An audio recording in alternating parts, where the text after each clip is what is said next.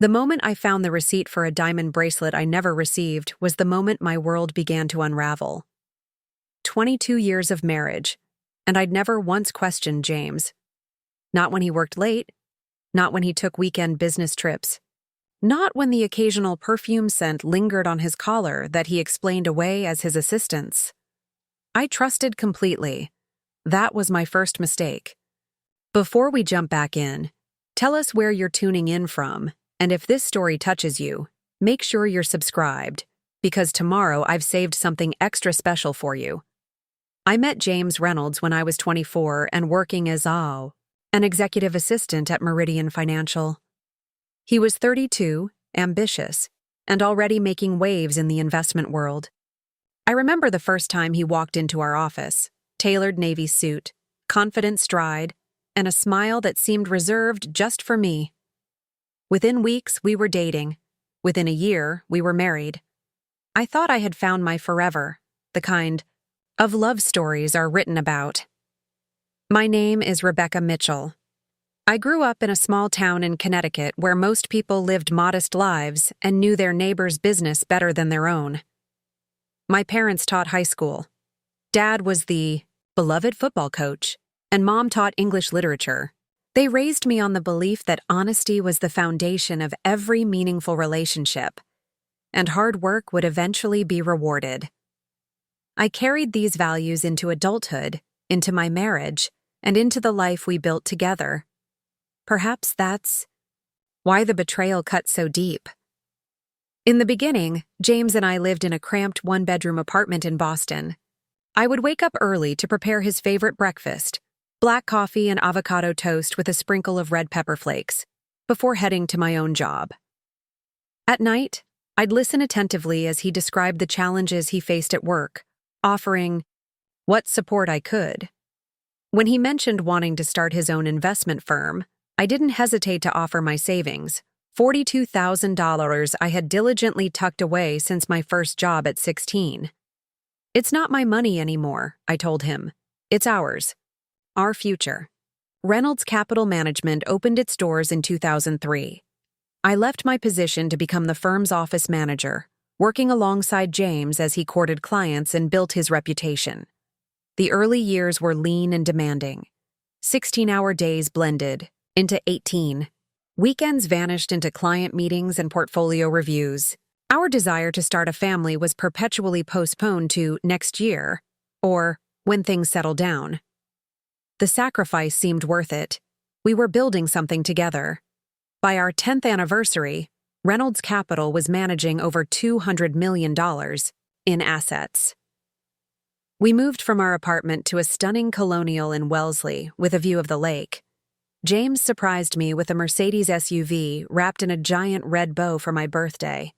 We took our first real vacation, 2 weeks in the Greek islands, where he presented me with a 3-carat diamond ring to replace my modest original engagement ring. For putting up with me all these years, he said as he slipped it onto my finger during sunset on Santorini. From the outside, we had achieved the American dream. The success, however, came with subtle shifts in our dynamic. As James's professional stature grew, I found myself increasingly defined as James Reynolds' wife rather than Rebecca Mitchell. At firm events, clients would pat my hand and say things like, "Behind every great man is a great woman," or, "You must be so proud of him." I was proud, of course, but something inside me whispered that I deserved recognition for my own contributions. After all, I had managed the office operations, hired and trained staff, organized client appreciation events, even helped develop the firm's branding and marketing materials. Yet, in the public narrative, I was merely supporting cast in the James Reynolds success story. When James suggested I step back from the firm to enjoy the fruits of our labor, I reluctantly agreed. "You've earned a break," he insisted. Besides, the new COO needs to establish his authority without the founder's wife looking over his shoulder. So, at 41, I found myself with a beautiful home, financial security, and days that stretched before me with uncomfortable emptiness. I joined the country club, took up tennis, and threw myself into charity work. I redecorated our home, then redecorated again. I organized dinner parties where James's clients and partners would discuss market trends while their wives compared notes on interior designers and private schools. Sometimes, observing these gatherings from across the room, I would catch a glimpse of myself in the mirror and wonder when exactly I had become this person, this ornamental fixture in someone else's life. Around our 15th anniversary, James's travel schedule intensified. Chicago one week, San Francisco the next, then New York, Los Angeles, Seattle. A constant rotation of cities where he was supposedly meeting with potential clients or attending financial conferences. Expansion, he explained. We need to establish ourselves nationally. I accepted this as the next logical step for the business, even as our time together dwindled to brief weeknight dinners and occasional weekends. I began managing our household with military precision to maximize whatever moments we could share. I memorized his schedule, arranged for his favorite meals to be prepared when he returned from trips, ensured his dress shirts were pressed exactly as he preferred. I became the consummate corporate wife, existing primarily to facilitate his continued success and comfort. When loneliness crept in, I reminded myself that partnerships require sacrifice, and this was simply my season to give more. At some point, I can't pinpoint exactly when, I started noticing discrepancies. Small things at first. James mentioned a conference in Dallas, but the airline emailed his itinerary to our shared account showing a flight to Denver. A credit card statement listed a restaurant in Nashville during a week he was supposedly in Phoenix. When questioned, he would wave away my confusion with plausible explanations. Last-minute meeting changes, a quick side trip to see a potential client, statements that crossed billing cycles. I chose to believe him because the alternative was too painful to consider. Besides, James had always handled our finances, and I had willingly surrendered that responsibility years ago, trusting him implicitly. We maintained separate credit cards for convenience, and I never questioned why my online account access was limited to my cards only. After all, I had unlimited use of my Platinum Amex and never worried about money. Why would I need to scrutinize statements or balances? Then came last December, our 22nd anniversary. We had planned a weekend at our favorite Vermont ski lodge, but 2 days before, James called to say he needed to fly to Miami for an emergency meeting with a client whose portfolio was underperforming. "I'm devastated," he said, and he sounded, "But this account is worth millions. I'll make it up to you, I promise." Disappointed but understanding, I canceled our reservation. That evening, feeling restless in our empty house, I decided to organize James's home office, a gesture I thought he would appreciate. As I sorted through papers, I found a receipt tucked into a folder. Cartier, a platinum and diamond bracelet worth $18,500. Purchased 3 days earlier. The gift receipt included a note. "To my darling Emily, who makes life worth living. Forever yours, Jay." Time seemed to stop as I stood there, receipt trembling in my hand. Emily. Who was Emily? And why was my husband buying her an anniversary-worthy gift? The bracelet wasn't for me. James had given me a spa package and weekend getaway, now canceled, for our anniversary. My mind raced through possibilities, desperate for an explanation that wouldn't shatter my world. A client gift? Too personal. His assistant? Wildly inappropriate. A relative? We had no family members named Emily. In that moment, I should have confronted him, called him immediately, demanded answers. That's what the Rebecca of 20 years ago would have done. The woman who believed in directness and honesty. But 2 decades of subtle conditioning had transformed me. Instead of righteous anger, I felt a paralyzing fear. What if he left me? What would become of me? Who was I without James Reynolds? I carefully returned the receipt to where I'd found it and retreated to our bedroom. That night, I barely slept, my thoughts spinning between denial, suspicion, and dread. By morning, I had made a decision that surprised even me. I would say nothing. Not yet. First, I needed to understand what I was facing. The next week passed in a blur of secret investigation.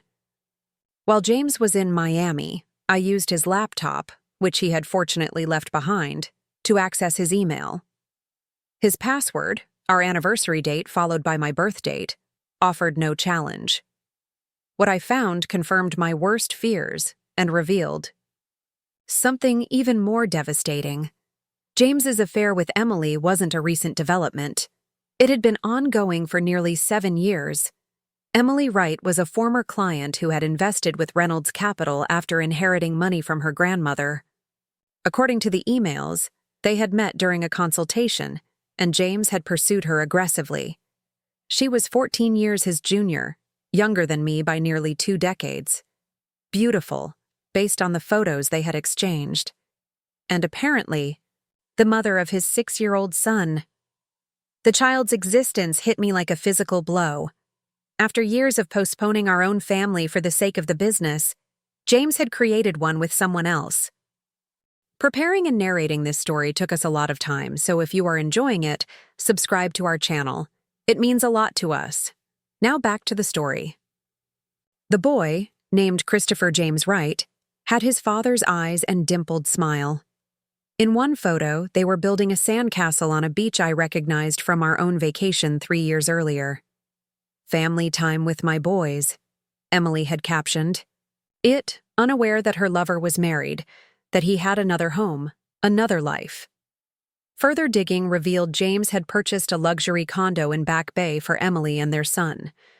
He spent at least 2 weekends a month with them, plus many of the business trips that had become increasingly frequent. He attended school events, doctor appointments, and family gatherings with Emily's parents, who apparently believed James was a divorced businessman who traveled frequently for work. As I pieced together this parallel life my husband had constructed, I discovered something else, something that transformed my shock and grief into cold, calculated resolve. James had been moving substantial assets out of our joint holdings and into private accounts and investments.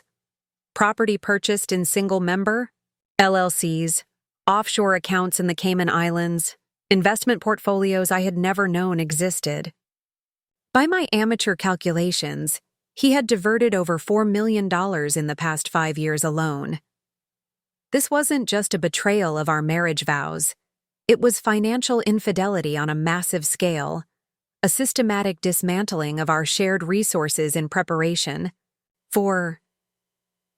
What? Abandoning me when Christopher started school full-time? When I became too old? Too inconvenient for his preferred lifestyle? The thought made my blood run cold.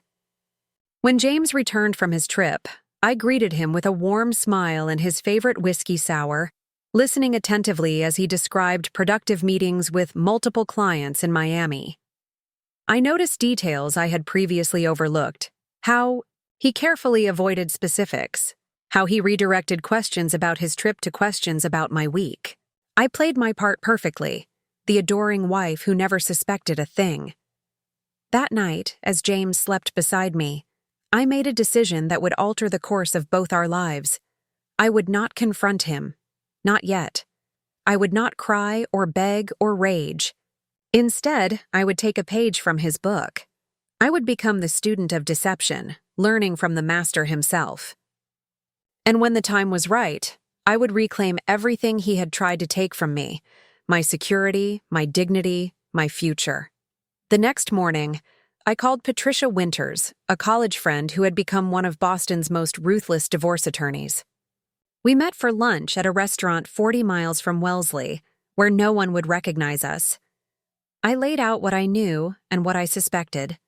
Patricia listened without interruption, her expression growing increasingly grim. "Rebecca," she said finally, "what James has done, creating a separate family, hiding assets, it's not just cruel, it's potentially criminal. But proving it won't be easy, especially if he's been careful. We'll need evidence. documented proof of the hidden accounts, records of transfers, and will need to move carefully. If he suspects you know, he'll accelerate whatever exit strategy he's already put in motion. She outlined a plan so methodical, so strategic, that it both frightened and impressed me. From this moment forward, she instructed, you're an actress, giving the performance of your lifetime. Your stage is your marriage, and your audience is James. One wrong line, one missed cue, and you could lose everything. I spent the next month in careful reconnaissance, documenting everything I could access without raising suspicions. I photographed documents in James's office when he was traveling. I noted account numbers from mail before passing it to him unopened. I installed a small voice-activated recorder in his home office, legally questionable, Patricia warned, but potentially valuable for confirming what we already suspected. During this time, I maintained our normal routine with meticulous attention to detail. I prepared his favorite meals, inquired about his work, and even initiated intimacy on our usual schedule, all while feeling as though I was moving through life behind glass, observing myself perform these acts from a distance. The performance was exhausting but necessary.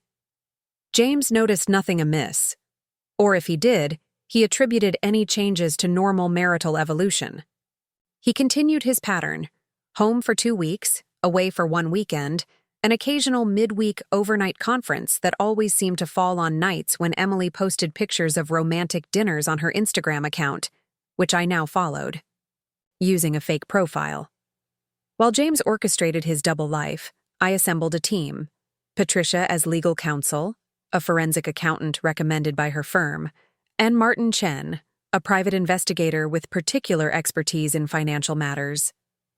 Together, they helped me uncover the full extent of James's financial deception.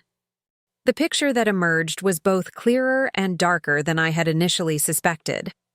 Beyond the condo for Emily and the regular transfers to support his second family, James had been systematically preparing for a clean break from our marriage. He had established a complex network of shell companies and investments designed to shield assets from divorce proceedings.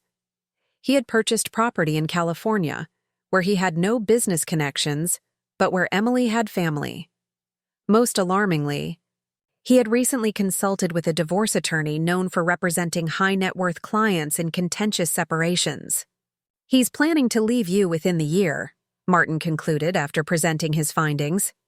Probably after transferring as much as possible beyond your reach. Based on current patterns, I'd estimate his timeline at 6 to 8 months. Patricia laid out my options. We could confront James immediately with what we knew, but that would likely trigger a defensive response and potentially a hasty divorce filing before we had fully traced all the hidden assets. Alternatively, we could continue gathering evidence while developing a counter-strategy. There's a third option, she said, lowering her voice though we were alone in her office. Massachusetts is an equitable distribution state, not community property. If you file for divorce, the court will attempt to divide marital assets fairly, but not necessarily equally. Given James's deception and the existence of his second family, you'd likely receive a favorable judgment, but he's hidden assets so skillfully that favorable might still mean much less than you deserve. She leaned forward. However, there's nothing illegal about transferring joint assets into your name alone before filing for divorce, provided you disclose those transfers during proceedings. It's aggressive, yes, but so is maintaining a secret family for 7 years while siphoning away marital funds. The strategy she outlined was breathtaking in its audacity. Using the documentation we had gathered and leveraging the power of attorney James had given me years ago, ironically, to make business operations smoother when he traveled, we could systematically transfer assets back into joint control and then into my name exclusively. We could liquidate investments, redirect partnership distributions, and essentially reverse engineer the very strategy James had been employing against me. Won't this look vindictive to a judge? I asked. It would, if you were hiding it, Patricia explained, but we'll document everything meticulously. When the time comes, we'll present it as a protective measure taken upon discovering his deception, not as revenge. The key is executing it completely before he realizes what's happening. The plan required precise timing and perfect execution. Any mistake, any premature discovery by James could derail everything. For it to work, I needed to continue my performance as the oblivious, devoted wife while systematically dismantling the financial structure of our marriage. I spent another sleepless night considering the implications. This approach wasn't just about money. It was about reclaiming power in a relationship where the balance had shifted imperceptibly over decades until I found myself completely vulnerable. It was about creating consequences for betrayal. It was about survival. By morning, my decision was made. I called Patricia and simply said, "Let's proceed." What followed were the most challenging 3 months of my life. By day, I maintained my role as James Reynolds' supportive wife, smiling through charity functions and dinner parties, asking about his business trips, and never once revealing that I knew about Emily, about Christopher, about the millions he had hidden away. By night, or whenever James was with his other family, I worked with Patricia, Martin, and our forensic accountant to execute our strategy. We moved methodically, transferring assets in a sequence designed to minimize red flags in any single transaction. Investment accounts were closed and reopened in my name. Real estate holdings were refinanced with me as sole owner. Business distributions were redirected to new accounts. The process was complicated by James's careful compartmentalization, but he had made one critical mistake, underestimating me. He saw what he expected to see, a decorative, accommodating wife who understood little about finance and cared less. He never imagined I could comprehend, let alone unravel, his financial maneuvers. As weeks passed, I noticed subtle changes in myself. I stood straighter. I spoke more confidently. I began making decisions without seeking James's approval. Small things at first, like redecorating the guest room or planning a weekend with friends. He noticed these changes but seemed pleased rather than concerned, interpreting my newfound independence as personal growth rather than liberation from his influence. "You seem different lately," he remarked one evening as we prepared for a charity gala. "More vibrant." I smiled, adjusting his bow tie with steady hands. "Do I? I've just been focusing on self-improvement. You're always saying we should invest in ourselves." He laughed and kissed my cheek. "Well, it's working. You're glowing." If only he knew the source of that glow, the quiet satisfaction of reclaiming what was rightfully mine, piece by methodical piece. The knowledge that even as he planned his exit, I was ensuring it wouldn't happen on his terms. By the end of February, we had successfully transferred or secured nearly 80% of our traceable marital assets. The remaining portions were either too complex to access quickly or deliberately left untouched to avoid triggering suspicion. Patricia advised that we had reached the optimal moment. We had recovered enough to ensure my financial security while leaving James sufficient resources that he would have something to lose in a protracted legal battle. "It's time," she said, during our final planning meeting. "The longer we wait, the greater the risk he discovers what we've done." We set the date for March 15th, a Thursday when James would typically be home between trips. Patricia prepared the divorce filing, complete with detailed documentation of James's second family and financial deceptions. Martin ensured we had backup copies of all evidence stored securely. I made arrangements to stay with friends immediately, after the confrontation, anticipating James's reaction would make the house temporarily uninhabitable. As the day approached, I experienced an unexpected emotional shift. The pain and shock of discovery had gradually transformed into something more complex. Not forgiveness, certainly, but a kind of detached clarity. I saw James now not as the love of my life who had betrayed me, but as a deeply flawed man who had made choices that would ultimately cost him dearly. On the morning of March 15th, I woke before dawn and lay watching James sleep beside me. For a moment, I allowed myself to remember the young couple we had once been, full of dreams and genuine affection. I thought about the parallel lives we had led for years, him building a secret family while I maintained the illusion of our perfect marriage. I considered the woman I had become through this ordeal, stronger, more self-reliant, unwilling to accept betrayal as my fate. James stirred, opening his eyes to find me watching him. "Good morning," he murmured, reaching for me. "Why are you up so early?" I smiled, a real smile, perhaps my first in months, just thinking about how much everything can change in a single day. He had no idea how prophetic those words would prove to be. That evening, I prepared James's favorite meal: filet mignon with truffle butter, roasted asparagus, and the expensive Bordeaux he reserved for special occasions. I wore the sapphire dress he had complimented numerous times, styled my hair the way he preferred, and set the dining room with our finest china. To anyone observing, it would appear I was celebrating an anniversary or milestone. In a way, I was the end of deception and the beginning of truth. James arrived home at precisely 6:30, his punctuality a stark contrast to the chaos he was about to encounter. He noticed the elaborate dinner setup immediately, his expression shifting from surprise to pleased curiosity. "What's the occasion?" he asked, loosening his tie and kissing my cheek perfunctorily. "Do I need an occasion to appreciate my husband?" I replied, pouring him a glass of wine with steady hands. Dinner proceeded with rehearsed normalcy. James discussed market fluctuations and a potential new client while I nodded attentively, asking appropriate questions at carefully timed intervals. Anyone witnessing our exchange would have seen nothing unusual, just another evening in the life of a successful financial advisor and his accommodating wife. As I served the chocolate soufflé I had painstakingly prepared, James reached across the table to take my hand. "This has been wonderful, Rebecca. I've been so busy lately. I'm sorry if I've been distant." The sincerity in his voice nearly broke my composure.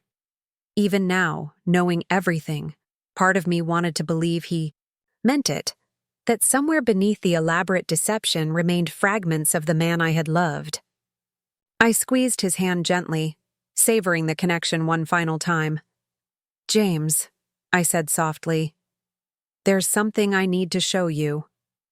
From beside my chair, I retrieved the leather portfolio I had prepared with Patricia. I opened it deliberately, extracting a photograph of James, Emily, and Christopher at the boys' recent birthday party, an image Martin had obtained during his investigation. I placed it on the table between us, saying nothing.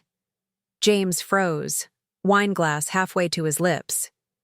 His face cycled through expressions rapidly: confusion, shock, denial, and finally, a cold calculation that confirmed everything I had discovered about his character. "Where did you get this?" he asked, voice low and controlled. "Does it matter?" I responded, maintaining the calm demeanor Patricia had coached me to project. "What matters is what it shows." "Rebecca, I can explain—" "I'm sure you can," I interrupted, surprising us both with my directness. "You've had 7 years to perfect that explanation, after all." His eyes widened almost imperceptibly, confirmation that my timeline was accurate. I continued before he could formulate a response, extracting more photographs from the portfolio. James entering Emily's condo building. James and Christopher at a Red Sox game. James with Emily at a restaurant during a supposed business trip to Chicago. 7 years, I repeated. A son who bears your name. A condo in Back Bay purchased through Reynolds Capital Holdings, LLC, an R entity you created specifically to hide assets from your wife. James's facade cracked then, his carefully maintained control giving way to defensive anger. "You had me investigated? You invaded my privacy? Christ, Rebecca, what gives you the right?" The absurdity of his indignation might have been comical, under different circumstances. I arched an eyebrow, allowing the silence to stretch between us. 22 years of marriage gives me that right, I finally replied. My investment in your business gives me that right. The fact that you've been systematically transferring marital assets into private accounts while building a second family certainly gives me that right. I removed the final document from the portfolio, a comprehensive spreadsheet detailing every hidden account, every undisclosed investment, every financial transaction James had concealed over the years. The forensic accountant had color-coded it for clarity, the red entries representing funds diverted to support Emily and Christopher, the blue indicating assets moved offshore, the green showing investments made solely in James's name. For the first time in our marriage, I watched James Reynolds completely lose his composure. His face paled, then flushed deep crimson. The veneer of the charming, confident investment advisor vanished, replaced by the cornered expression of a man whose carefully constructed house of cards was collapsing. "How did you—" he began, then stopped, visibly recalculating his approach. "Rebecca, this isn't what it looks like. Yes, I made some mistakes. Yes, there's a situation with Emily. But these financial movements were for tax purposes, investment, diversification. I was protecting our assets, not hiding them." I almost admired his attempt to pivot, to reframe his betrayal as prudent financial planning. It was the same persuasive technique I had watched him use with hesitant clients for decades. "James," I said quietly, "please don't insult my intelligence. Not anymore." I reached into my purse and removed the familiar turquoise envelope of Tiffany & Co., the same one that had contained the bracelet receipt that started my investigation. Inside now was a different document, my divorce petition, prepared by Patricia, and filed with the Suffolk County Probate and Family Court that morning. "I'm not angry anymore," I told him, surprised to discover it was true. "I'm not even hurt, not the way I was initially. What I am is resolved. Our marriage is over. It has been for years. I just didn't know it." James stared at the divorce papers, his tactical mind clearly racing to assess damage and formulate countermeasures. When he finally spoke, his voice had regained its professional smoothness, though an undercurrent of tension remained. "All right, Rebecca, if this is what you want, we can handle it civilly. I'll have my attorney contact yours, and we'll work out a fair settlement." He emphasized the word fair slightly, conveying his intent to control the financial terms of our separation. I allowed myself a small smile. "Actually, James, there's something else you should know." From the portfolio, I produced the final document, a comprehensive accounting of all the assets I had transferred into my name over the preceding months. Property deeds, investment account statements, business interest certificates, all now bearing only my name where once they had been joint or solely his. James's expression shifted from confidence to confusion, then to dawning horror as he processed what he was seeing. He grabbed the papers, flipping through them frantically. "What have you done?" he whispered, voice tight with fury. "This is theft. This is—" "Ironic?" I supplied. "I believe the technical term is equitable self-help. Everything I've transferred was joint marital property or property acquired with marital funds. I've simply rebalanced our portfolio, you might say." He slammed his fist on the table, causing the wine glasses to shudder precariously. "You can't do this. It's illegal. I'll have it reversed immediately." "You certainly can try," I acknowledged. "But my attorneys advise that while the court may require some adjustments during divorce proceedings, the fundamental transfers are likely to stand, especially given your documented pattern of financial infidelity and support of a second household with marital funds." James pushed back from the table abruptly, pacing the dining room like a caged predator. I had never seen him so completely undone, so stripped of his careful control. It was both unsettling and strangely vindicating to witness. "How long have you known?" he finally asked, pausing behind his chair, knuckles white as he gripped the upholstery. About Emily and Christopher? 3 months. About your financial deceptions? Almost as long. I've been quite busy since then.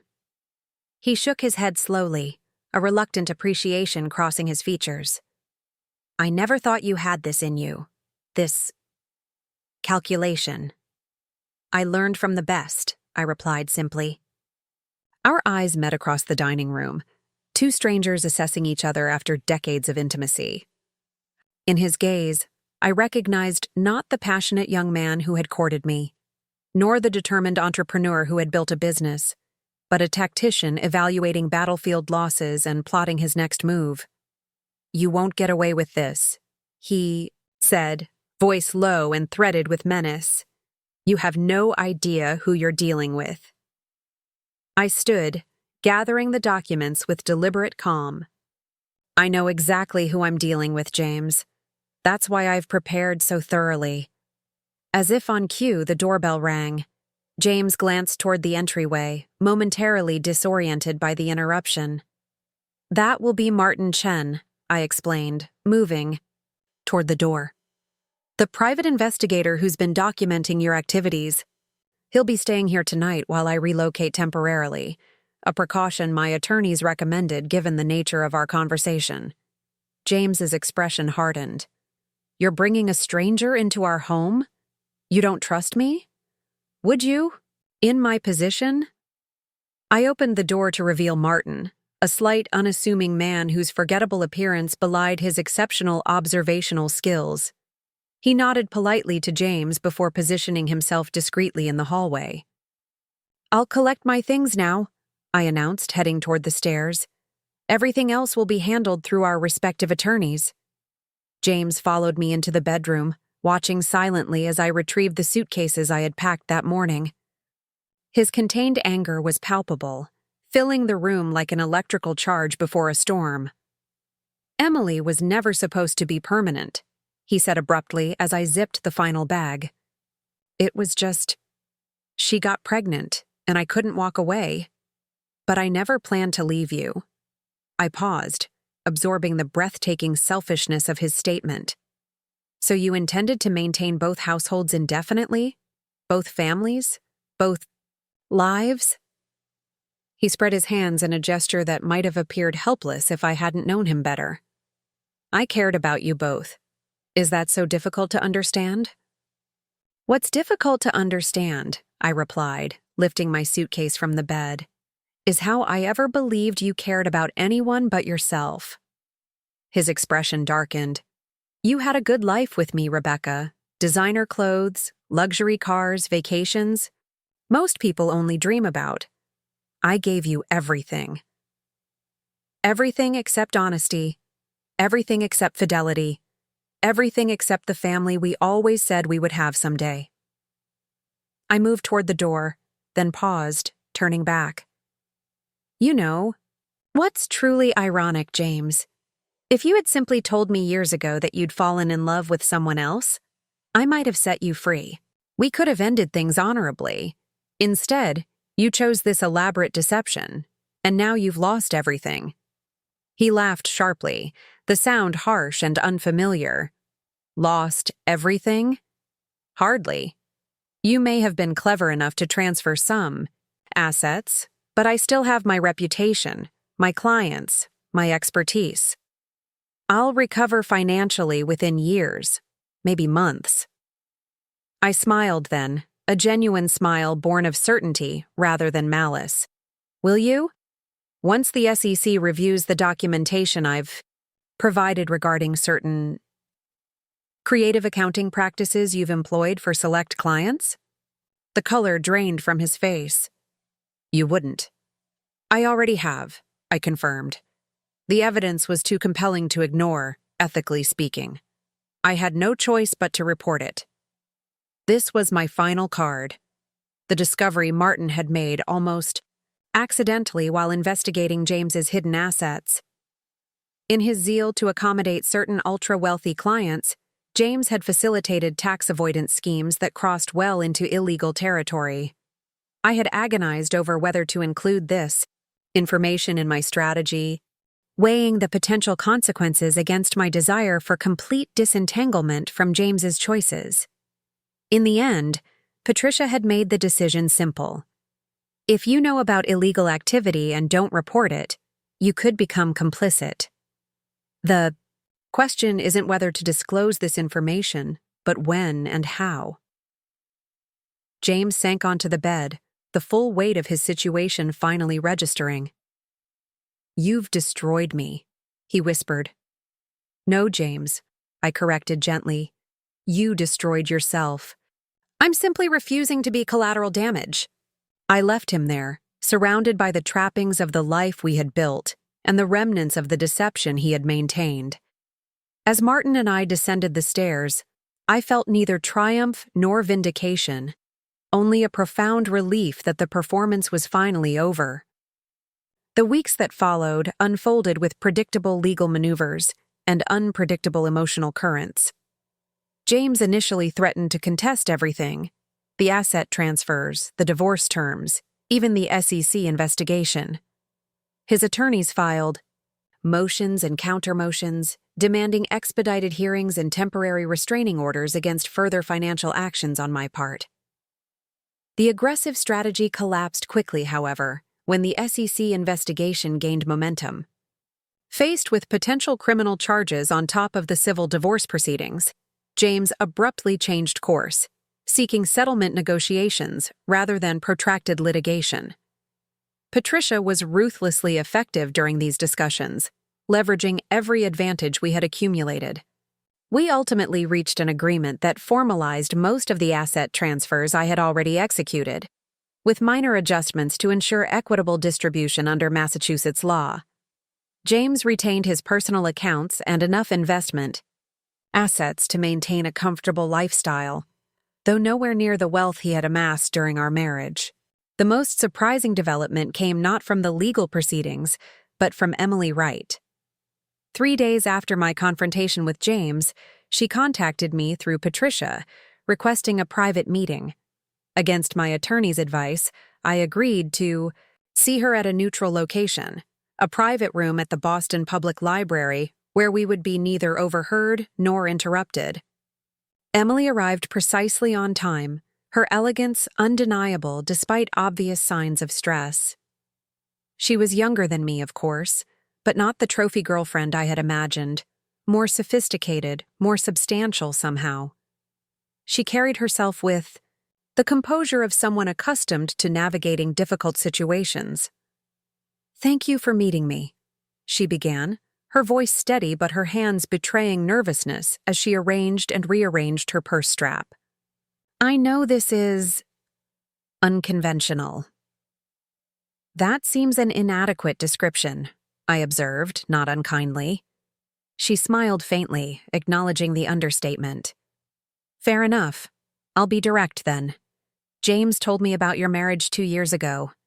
This was unexpected. I had assumed Emily was as much a victim of James's deception as I had been, perhaps more so, given her vulnerability as a single mother." "You knew he was married, and you continued the relationship?" I asked, careful to keep accusation from my tone. This wasn't about assigning blame between women. James alone bore responsibility for his choices. "Not from the beginning," she clarified. "When we met, he told me he was divorced, had been for years. I had no reason to doubt him. By the time I learned the truth, Christopher was 4, and we had built a life together. James swore he was planning to leave you, that he was just waiting for the right time." The familiar narrative, the promise of legitimacy perpetually deferred, was almost comforting in its predictability. How many women throughout history had been placated with similar assurances? "Did you believe him?" I asked. Emily sighed, a sound weighted with years of complex emotions. "I wanted to. But lately, no. I started noticing patterns. The careful compartmentalization, the financial control, small inconsistencies in his stories about business trips." She met my gaze directly. "I hired my own investigator 3 weeks ago. He discovered you. the wife James claimed no longer existed in any meaningful way. The revelation created an unexpected connection between us. Two women independently unraveling the same elaborate deception, approaching the truth from opposite directions. "What do you want from this meeting, Emily?" I asked gently. She straightened, her demeanor shifting from apologetic to resolute. "I want you to know that I never intended to be the other woman. I never sought to take anything that belonged to you.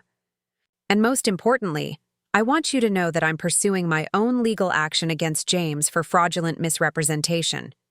I won't be competing with your divorce settlement or attempting to claim marital assets." I studied her with newfound respect, recognizing the courage this approach required. "What about Christopher? Will you seek child support?" "Yes, but through proper legal channels, with full financial disclosure and court oversight. No more private arrangements, no more secrecy." Emily hesitated, then added, "I've also encouraged James to establish a formal relationship with Christopher through the courts. Whether he chooses to do so is his decision." We talked for almost 2 hours, two strangers connected by intimate knowledge of the same man's capacity for duplicity. By the time we parted, I felt a surprising kinship with Emily Wright.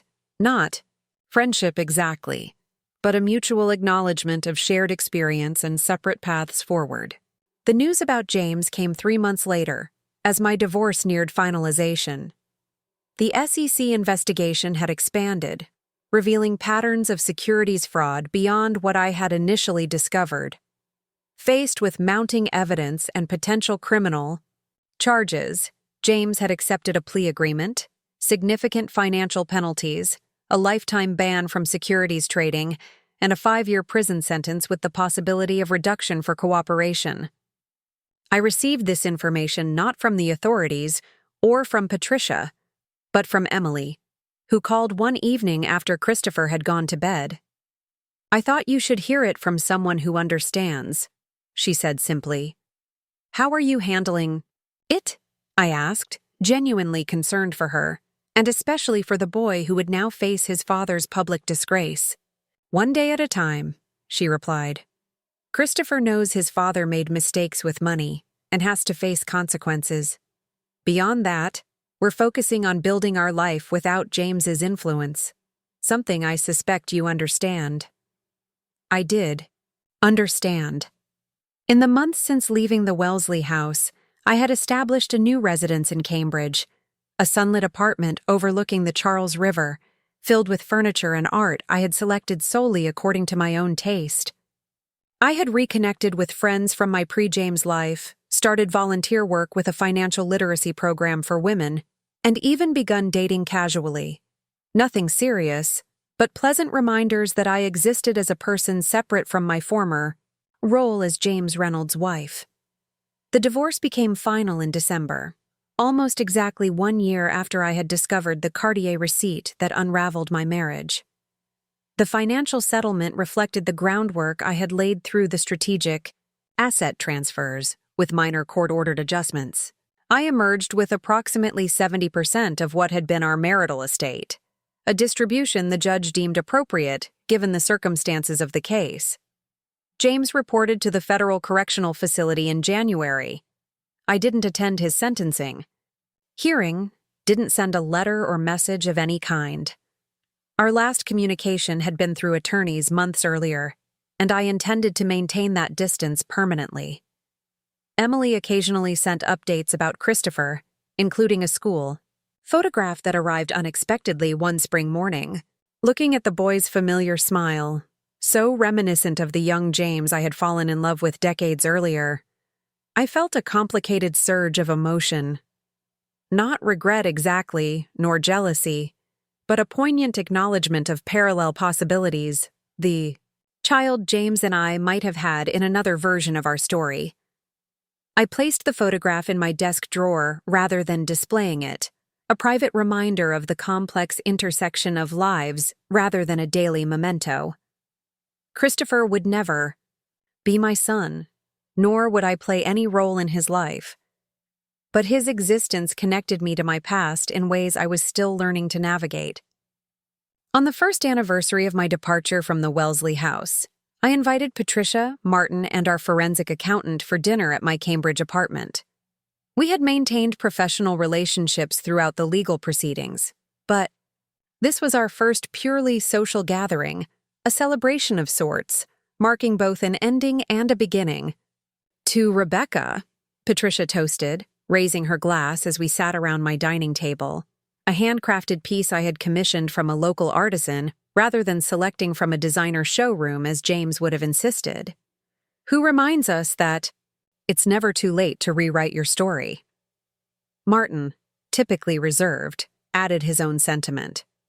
And to justice, which sometimes requires a little help to find its way. We dined and conversed late into the evening, our discussion eventually turning philosophical as the wine flowed freely. Patricia, who had witnessed hundreds of marriages dissolve throughout her career, posed a question that captured our collective attention. "Looking back, Rebecca, knowing everything now, would you still have married James?" I considered the question carefully, swirling the remaining wine in my glass. The easy answer would be an emphatic no, a repudiation of the man who had betrayed me so thoroughly. But the truth, as always, contained more nuance. "Yes," I said finally, surprising even myself with the certainty in my voice. Because without those years, without that specific path, I wouldn't be who I am now. I wouldn't have developed the strength it took to walk away, or the wisdom to rebuild afterward. Patricia nodded thoughtfully. Most clients never reach that perspective. They remain trapped in bitterness, defining themselves perpetually as victims of their former partner's actions. I was a victim, I acknowledged, but that was a temporary state, not a permanent identity. Later, after my guests had departed, and I stood alone by the wide windows overlooking the river, I reflected on the extraordinary journey of the past year. From the devastated woman who had discovered her husband's betrayal to the confident person now charting an independent course, the transformation seemed almost too profound to have occurred within a single revolution around the sun. Yet here, I stood, irrevocably changed. Not just financially independent, though that security provided essential foundation. Not just legally separated from James, though that severance was critical. I had achieved something more fundamental. I had reclaimed myself. The Rebecca who existed before James had gradually disappeared during our marriage, subsumed by his preferences, his ambitions, his narrative. The woman who emerged from the dissolution wasn't merely a return to that earlier self, but someone entirely new. A synthesis of all I had been and all I had endured, now moving forward with hard-won clarity about what truly mattered. As spring yielded to summer, I made a decision that surprised my friends and delighted my attorney. I established the Mitchell Foundation for Financial Independence, using a portion of my divorce settlement to fund educational programs specifically designed for women navigating significant life transitions. The Foundation's first initiative, a series of workshops on financial literacy for women contemplating divorce, quickly gained recognition for its practical approach to a sensitive subject.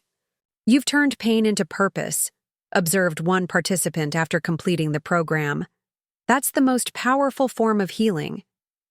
She was right, of course. Each woman who gained confidence through our workshops, each story of successful transition I witnessed, further transformed my own experience from personal trauma into meaningful contribution.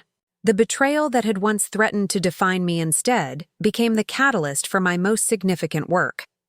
James reached out once during this period, a carefully worded letter sent from the correctional facility where he was serving his sentence. The envelope sat unopened on my desk for 3 days, while I contemplated whether to read its contents or return it unacknowledged. Curiosity eventually won over caution. The letter contained neither apology nor explanation, but rather a simple request: would I consider visiting him? He had matters to discuss that could only be addressed in person. I composed my response with equal simplicity. There is nothing left to discuss between us. Please direct any necessary communication through our attorneys. The boundaries I had established were not walls built from anger or fortifications erected against future hurt. They were simply clear demarcations of where my responsibility ended and my new life began. A life that had no room for the manipulation and deception that had characterized my relationship with James.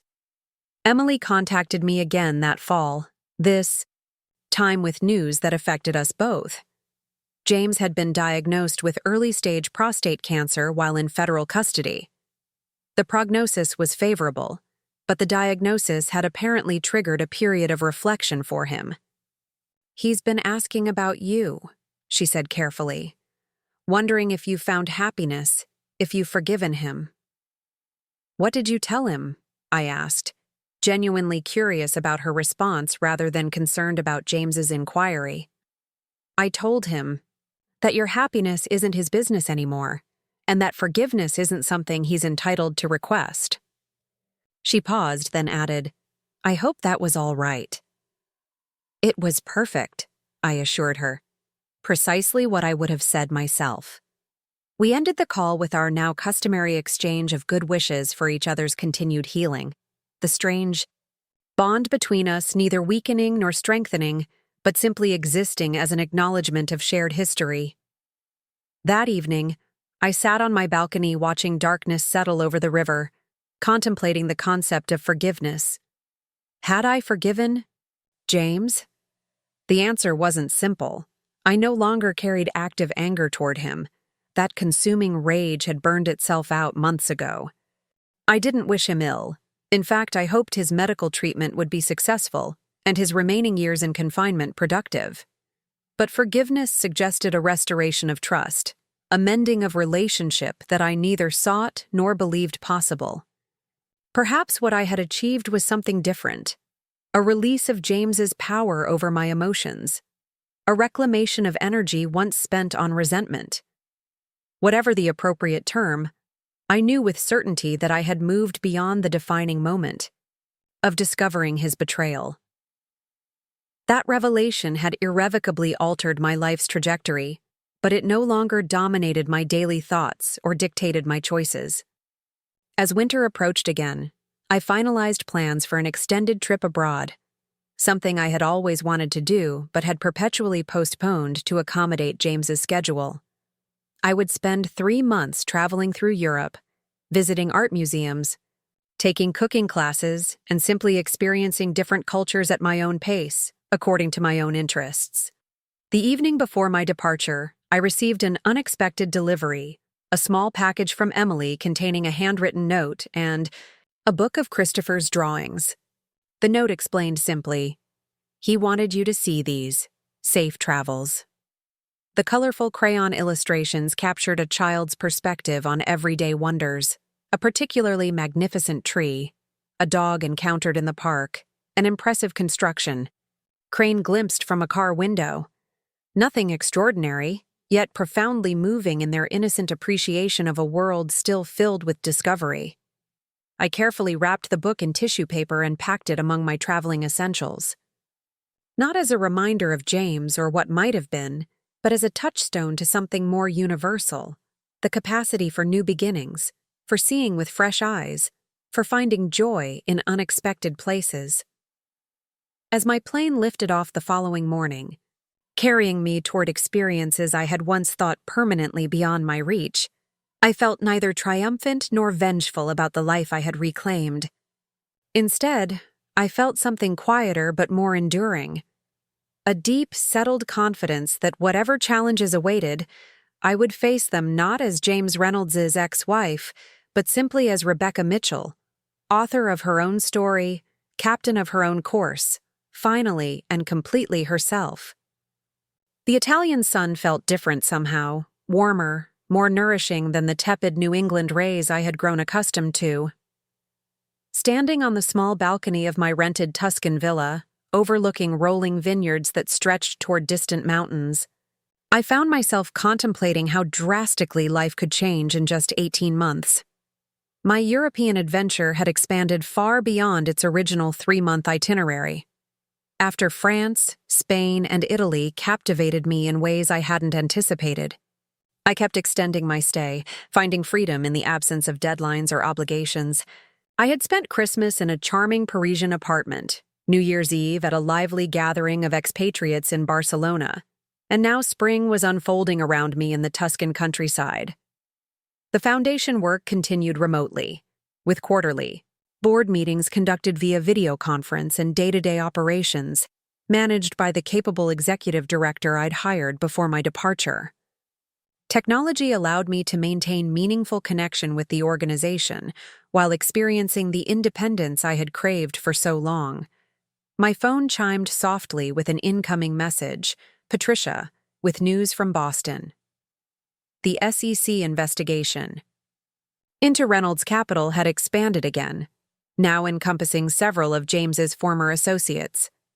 Though my ex-husband had already begun serving his sentence, the repercussions of his financial improprieties continued to ripple outward, affecting dozens of lives beyond our immediate circle. I typed a brief acknowledgement, then set the phone aside, unwilling to allow James's shadow to darken this perfect morning. Distance, both geographic and emotional, had provided invaluable perspective. His actions, once all-consuming in my consciousness, now occupied an increasingly peripheral position in my thoughts. The villa's housekeeper called up to announce that my rental car had arrived. Today's agenda included a visit to a local winery, followed by a cooking class in a nearby village. Simple pleasures I now embraced without considering whether they aligned with someone else's expectations or preferences. As I navigated the narrow, winding roads between picturesque hillside towns, I found myself reflecting on the nature of recovery. The acute pain of betrayal had subsided months ago, replaced not by numbness, but by a different kind of sensitivity, a heightened appreciation for beauty, authenticity, and connection. The winery tour proved delightful, conducted by an elderly proprietor whose family had cultivated these same vines for 7 generations. He spoke passionately about soil composition, grape varieties, and aging techniques, his weathered hands gesturing expressively as he described the relationship between terroir and flavor. "You must understand," he explained through my interpreter. "As we tasted a particularly nuanced Sangiovese, the grape remembers everything, the rainfall, the sunshine, even the arguments between vineyard workers. All of it becomes part of the wine's character." I smiled at the poetic notion, wondering if the same might be true of people, if we too incorporated every experience, painful or pleasant, into the essence of who we became. The cooking class followed in a stone farmhouse kitchen, fragrant with garlic and herbs. Our instructor, Sophia, a formidable woman in her 60s with strong forearms and a booming laugh, demonstrated the proper technique for making pasta by hand. "No machines," she insisted in accented English. "Your fingers must feel the dough. They must know when it is right." I kneaded obediently, enjoying the tactile sensation of flour and egg transforming under my hands. Across the workstation, an Australian couple on their honeymoon struggled cheerfully with their portions, the husband's attempts at rolling dough, producing misshapen lumps that sent his wife into fits of giggles. Watching their easy affection, the casual touches, the private smiles, I felt a momentary pang. Not jealousy exactly, nor regret, but awareness of absence. Despite occasional dinner dates in various European cities, I had maintained a careful distance from romantic entanglements, prioritizing self-discovery over partnership. "You have good hands," Sophia commented, inspecting my evenly rolled sheet of pasta. "Strong but gentle, important balance." I thanked her, oddly moved by the simple compliment. How long had it been since someone had noticed something about me, about my capabilities rather than my appearance or social position? In my former life as James Reynolds' wife, compliments had generally centered on how well I had orchestrated a dinner party, or how appropriately I had dressed for a client event. We proceeded to shape ravioli, tucking ricotta and spinach filling between delicate pasta squares. My creations emerged neat and uniform, earning another nod of approval from our exacting instructor. "You learn quickly," she observed. "Some people fight the dough. You cooperate with it." The cooking session concluded with a communal meal. In the farmhouse garden, our handmade pasta served alongside locally produced olive oil, fresh vegetables, and more of the region's exceptional wine. Conversation flowed easily among the diverse group of travelers: the Australian newlyweds, a retired Canadian professor, a family from Japan, and several solo adventurers like myself. "What brings you to Tuscany?" the professor asked as he refilled my wine glass. The question was innocuous, casual travelers' chit-chat, yet I found myself hesitating. How to summarize the complex journey that had led me to this sun-dappled garden? The betrayal, the strategic counteraction, the reclamation of identity, all seemed too weighty for dinner conversation. "I'm giving myself the gift of time," I said finally, "learning to experience the world on my own terms." He nodded thoughtfully, as though recognizing something significant beneath my simple explanation. "The most valuable gift possible," he replied, "and remarkably rare." We talked easily through the remainder of the meal, discussing books, architecture, the subtle differences between Italian regional cuisines, topics that engaged my intellect, and curiosity without venturing into personal territory. When email addresses were exchanged at evening's end, I found myself including his along with those of other participants, open to the possibility of continued conversation without expectation or agenda. Driving back to the villa under a canopy of emerging stars, I felt a quiet contentment that had become increasingly familiar during my European sojourn. Not the frenetic happiness of new love or achievement, but something more sustainable. A steady warmth built on self-knowledge and deliberate choices. The following morning brought an unexpected email from Emily Wright. She rarely initiated contact these days, our communication limited to occasional updates about Christopher or passing along pertinent information regarding James's legal situation. This message was different, more personal, almost confessional in tone. "I've been thinking about transitions lately," she wrote. "Christopher started a new school this fall, one better suited to his learning style. Watching him adapt, nervous at first, then gradually finding his place, made me reflect on our parallel journeys.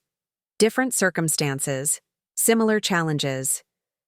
I hope your travels are bringing you the peace and clarity you deserve." I sat with the message for several minutes before responding, appreciating the gesture while carefully considering appropriate boundaries. Emily and I shared a unique connection forged through extraordinary circumstances, yet we were neither friends in the conventional sense nor merely associates bound by legal matters. My reply acknowledged her thoughtfulness without deepening our entanglement. "Thank you for your kind wishes. Transitions indeed reveal our capacity for growth, often in unexpected ways. I'm glad Christopher is thriving in his new environment, and I hope you continue to find your own path forward."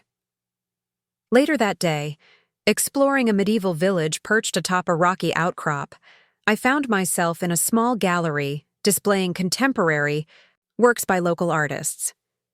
A series of abstract paintings caught my attention, bold swirls of color against pristine white backgrounds, suggesting motion and transformation. "The artist calls this collection Metamorphosis," explained the gallery owner, noticing my interest. "Each canvas represents a stage in personal evolution." I studied the progression, from chaotic, dark-hued compositions toward increasingly harmonious arrangements where vibrant colors found balance and integration. The final piece featured a central spiral of gold leaf catching the light from various angles, changing subtly as viewers moved around it. "It's about becoming," the owner continued. "Not a single moment of change, but an ongoing process." I purchased the golden spiral painting without hesitation, arranging for its shipment to my Cambridge apartment. my first significant acquisition of art without consulting anyone else's taste or considering how it would complement existing decor. The piece would serve as a reminder of this period of transformation when I eventually returned to Boston. When would that be exactly? The question had begun to surface with increasing frequency as my European stay extended from months into a full year. The foundation work continued successfully under its executive director's leadership. My financial situation remained secure thanks to the divorce settlement and prudent investments. Nothing demanded my physical presence in Boston. No professional obligations, no family commitments, no property requiring personal attention. Yet I sensed my extended sabbatical approaching its natural conclusion. The lessons of solitude and self-determination had been thoroughly absorbed. The healing distance from past trauma had served its purpose. Something was shifting within me. Not a desire to return to my former life, but a readiness to construct something new on the solid foundation I had established. That evening, I initiated a video call with Patricia, who had evolved from legal counsel to trusted advisor and friend. "You look well," she observed immediately. "The Mediterranean lifestyle clearly agrees with you." I smiled, acknowledging the compliment. "It's been transformative in ways I hadn't anticipated, but I think I'm ready to come home, or at least to decide where home should be going forward." Patricia nodded, unsurprised. "I've been expecting this call. You've never been one to hide indefinitely, Rebecca. That's not in your nature."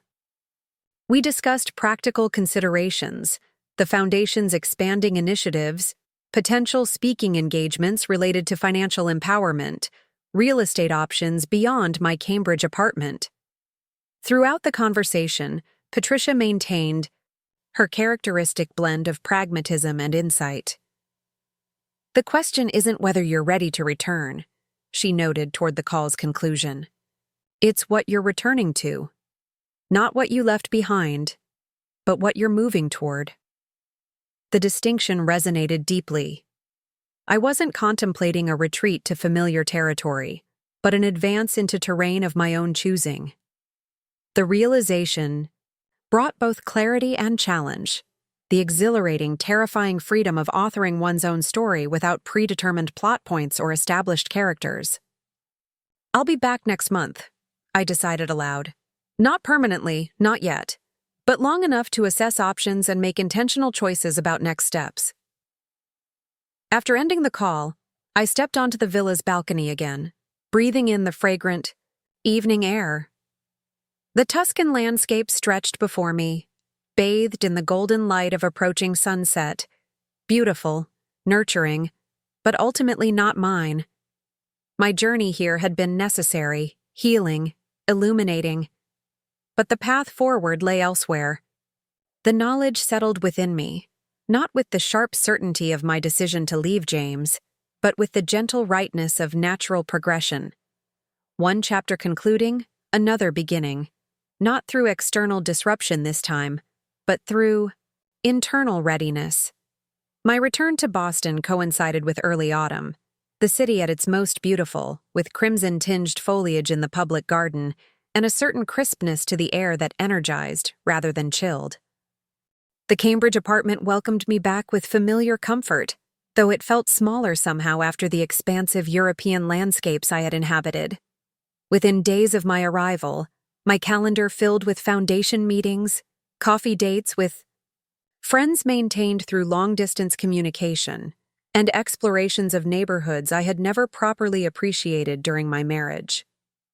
I moved through the city with fresh perspective, seeing possibilities rather than memories around every corner. One particularly productive foundation meeting ran late into the evening, our discussion of a potential partnership with a women's shelter so engaging that none of us noticed the time until the restaurant began closing around us.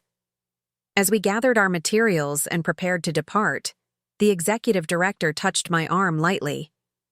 "I almost forgot. Someone's been trying to reach you. A man called the office 3 times last week, asking when you'd be back in Boston." My pulse quickened slightly. Did he leave a name? Thomas Chen. Said he worked with you on a personal matter a while back. I told him we expected you this week but couldn't give out your direct contact information. Martin's son. The connection. Registered immediately. During my divorce proceedings, I had learned that my private investigator's interest in financial matters stemmed from his son's career as a forensic accountant specializing in high-net-worth divorce cases. Thomas had occasionally consulted on technical aspects of my financial strategy, though we had never developed a personal rapport. Did he mention why he was trying to reach me? The director shook her head. Just that it was important and related to your former husband. I thanked her for the message, promising to follow up. Later that evening, I located Thomas's business card in my files and sent a brief email acknowledging his attempts to contact me and providing my current information. His response arrived within minutes. Thank you for reaching out. This matter is best discussed in person. Are you available tomorrow morning? The cryptic message triggered a momentary unease. After 18 months of minimal contact with anything related to James, the prospect of new complications felt unwelcome. Still, Thomas Chen's professional reputation was impeccable. If he considered something important enough to pursue me through multiple channels, it warranted attention. We arranged to meet at a quiet cafe near the Harvard campus the following morning. I arrived early, selecting a corner table that offered both privacy and a clear view of the entrance. Thomas appeared precisely at the agreed time, his professional demeanor unchanged from our previous interactions, conservative suit, understated tie, expression revealing nothing. After brief pleasantries, he placed a slim folder on the table between us. During routine monitoring of financial activities, connected to your ex-husband's case, I noticed something unusual. Transactions that didn't align with the patterns we'd established during the investigation. I kept my expression neutral, though my stomach tightened involuntarily. What kind of transactions? A series of property transfers and investment. Reallocations executed approximately 6 months ago. Well after your divorce was finalized, and Mr. Reynolds was already serving his sentence. He opened the folder, revealing documents annotated with his precise handwriting. Property deeds, investment statements, corporate filings, all showing significant assets moving through a complex series of entities before consolidating under a single holding company. These maneuvers have James Reynolds' signature style, the layered entities, the jurisdictional shifting, but they couldn't have been executed by him directly, given his incarceration and the restrictions on his financial activities. I studied the documents, recognizing addresses and account numbers. These were part of our marital estate, assets I received in the divorce settlement. Thomas nodded. Exactly. Which raises the question, who initiated these transfers, and why? The pattern suggests deliberate restructuring outside normal asset management. The implication hung between us, unspoken but clear. Someone was manipulating financial resources connected to my divorce settlement. Resources that should have been under my exclusive control. Could it be a delayed action? I asked. Something set in motion before James's incarceration that only executed recently? Thomas shook his head. These transactions required real-time authorization codes and verification steps. They're recent. Intentional actions requiring active participation by someone with significant access to your financial information. The cafe suddenly felt too warm, too confined. I sipped water, buying time to process this unexpected development. What's the endgame? Where are these assets now? That's where it gets interesting.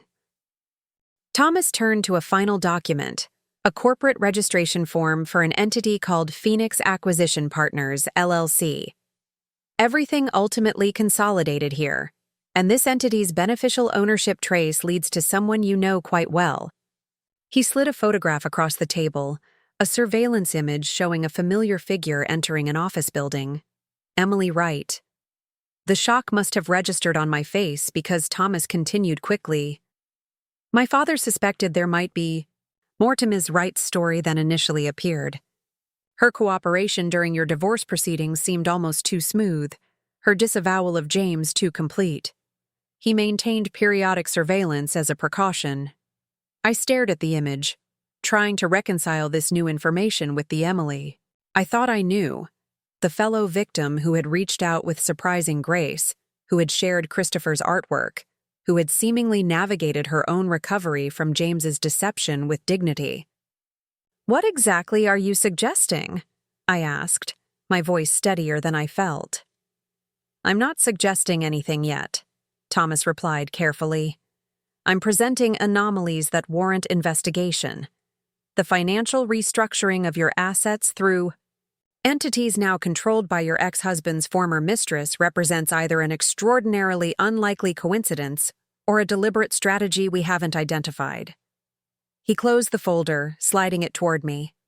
My father always taught me that when analyzing complex financial situations, emotional narratives create dangerous blind spots. The story we tell ourselves about relationships, who's victim, who's villain, can prevent us from seeing objective patterns in the data. The implication was clear.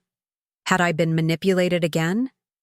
Had the narrative of two women united in recovery from the same man's deception been yet another elaborate performance? "What would you recommend?" I asked, professional.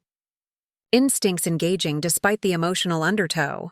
First, comprehensive security reviews of all your financial accounts, changing access credentials and verification procedures. Second, discreet investigation into Ms. Wright's recent activities and associations. Third, preparation of documentation for potential legal action depending on what we discover. I nodded, decisions crystallizing even as questions multiplied. "Proceed with all three immediately. Use whatever resources necessary. And Thomas, this stays between us for now. No foundation staff, no friends, not even Patricia until we know exactly what we're dealing with." He agreed readily, gathering his materials with efficient movements. Before departing, he paused, expression softening fractionally. "Ms. Mitchell, regardless of what we uncover, please remember this. Recognizing manipulation doesn't diminish your strength. Sometimes the most sophisticated deceptions target the most formidable opponents." The sentiment, clearly intended as reassurance, provided little comfort as I remained at the cafe, mind racing through possibilities and implications. Had Emily been James's accomplice all along? Had their apparent estrangement been orchestrated specifically to gain my trust? Was Christopher's artwork, those innocent crayon drawings that had moved me so deeply, just another prop in an elaborate con? The very questions felt like surrender to paranoia, yet dismissing them might represent dangerous naivete. The hardest-earned lesson of the past 2 years echoed insistently. Trust required verification, especially where significant assets were concerned. I spent the remainder of the day in a curious dissociative state, attending a foundation budget meeting, reviewing grant applications, having dinner with friends, all while part of my consciousness cataloged every interaction with Emily since our first meeting at the Boston Public Library.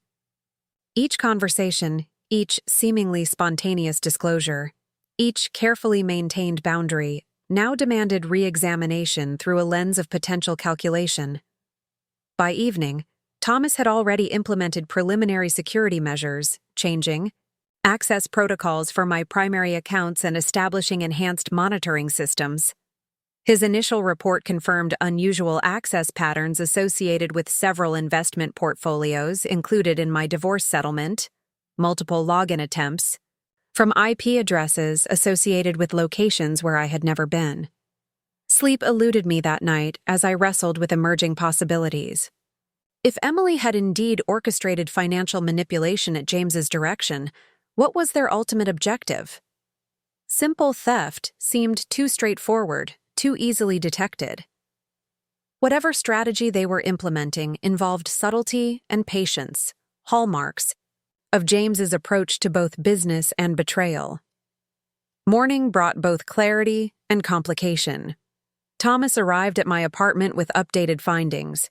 The Phoenix Acquisition Partners entity had recently purchased a controlling interest in a promising biotech startup founded by one of James's former clients. The investment represented precisely the kind of opportunity James would have pursued. Before his legal troubles, high risk, high potential return, requiring significant initial capital and specialized industry knowledge.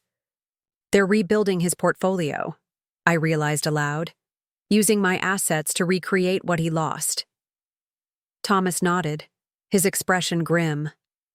The strategy appears to be positioning Ms. Wright as the public face of what is essentially James Reynolds' investment approach.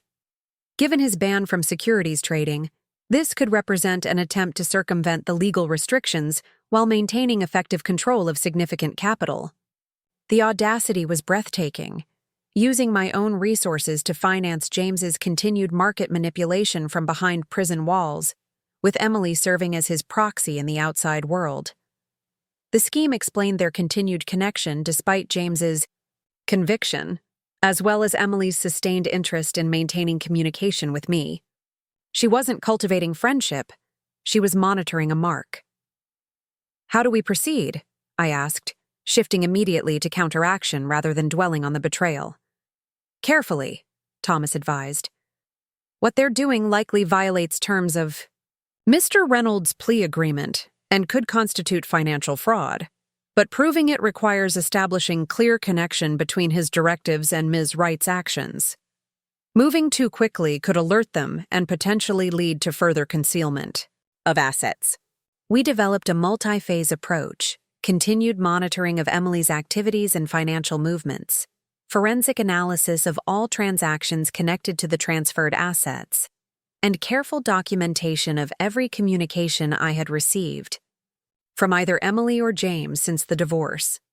The investigation proceeded methodically over subsequent weeks, revealing an increasingly complex web of connections.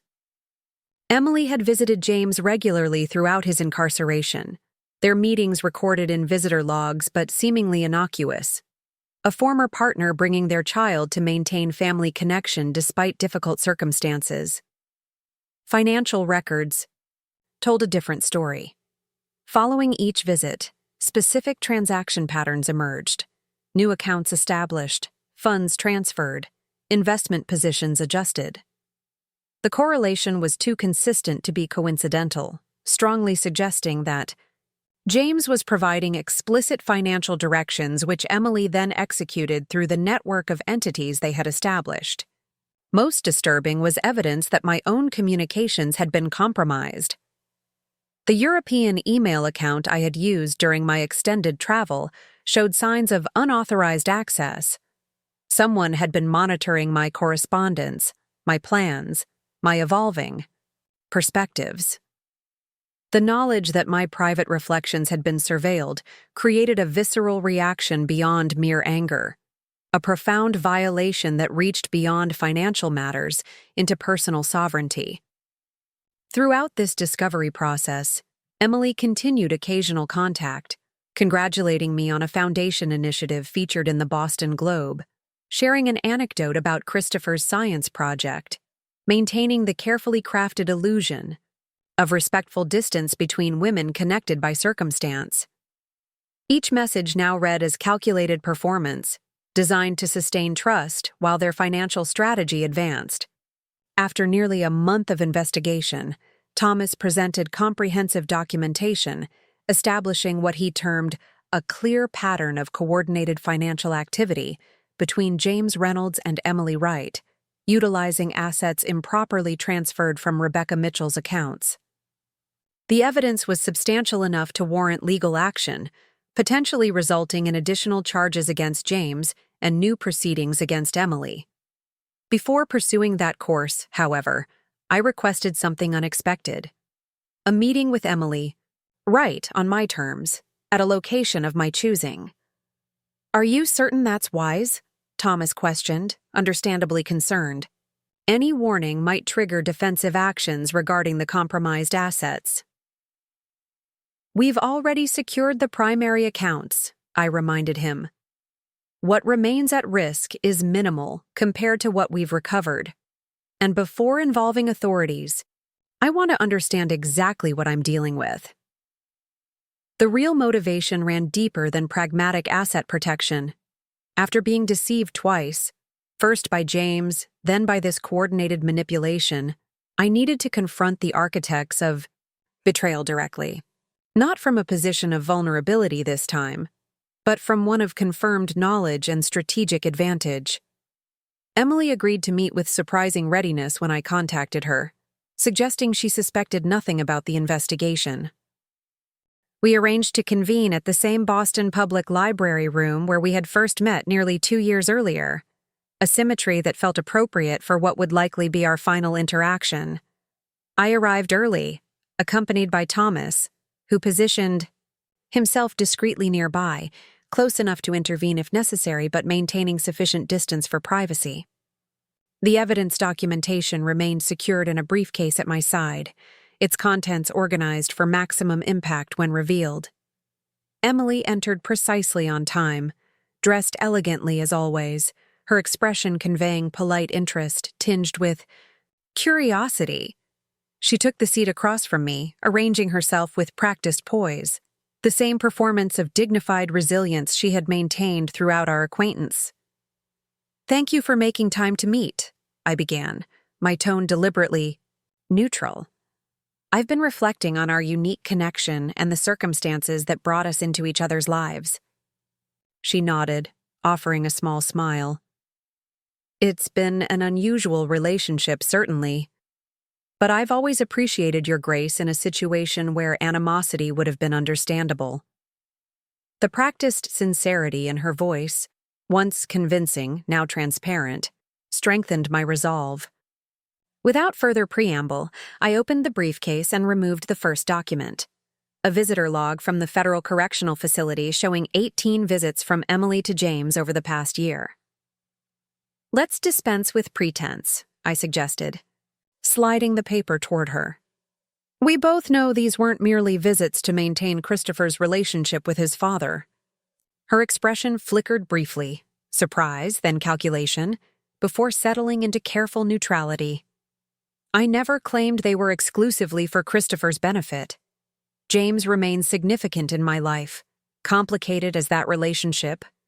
Maybe." I placed a second document on the table, a corporate registration connecting Emily to Phoenix Acquisition Partners. Significant enough to facilitate his continued investment activities despite federal prohibitions? Significant enough to access accounts containing my assets without authorization? The direct accusation landed with visible impact. Emily's posture stiffened, her gaze sharpening as she assessed this new reality, one where her actions had been discovered and documented. "You've been investigating me," she stated flatly, neither confirming nor denying the allegations. "Investigating unusual financial activity connected to my accounts," I corrected. "Your involvement emerged as the explanation for those anomalies." A tense silence stretched between us as Emily visibly weighed her options.